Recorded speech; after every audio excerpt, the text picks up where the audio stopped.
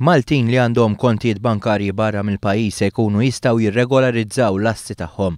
Bekk min għandu dawn il-kontijiet irid jiddikjara li qed iħallas it-taxxa f'pajjiżu. Din hija skema li kienet imwiegħda kemm fil-programm elettorali tal-Gvern u fil-budget li se tiġi implementata. L-iskema hija primarjament immirata biex tiġġieled l-evażjoni tat-taxxa. Id-dettalji tħabbru l-erba' filgħodu mill-Ministru tal-Finanzi Edward Scicluna waqt konferenza tal-aħbarijiet. Il-Ministru Scicluna fisser l-iskopijiet wara din l-iskema.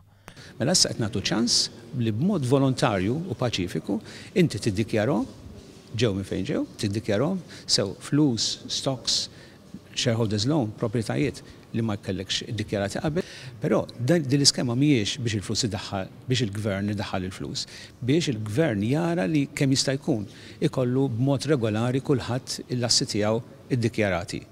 Dawk il-persuni li jixtiequ li jħallu flushom f'banek barranin jistgħu jagħmlu dan bi ħlas ta' 7.5% fuq dawn l-assi.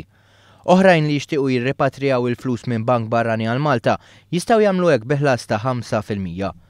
Dan il-metodu formali se jkun possibbli minħabba aċċess tal-informazzjoni fuq persuni li għandhom kontijiet f'pajjiżi oħra. Il-Gvern se jkun qed jikkonsidra wkoll jieħu passi kontra dawk il-persuni li ma jikkonfermawx ma' din il-liġi.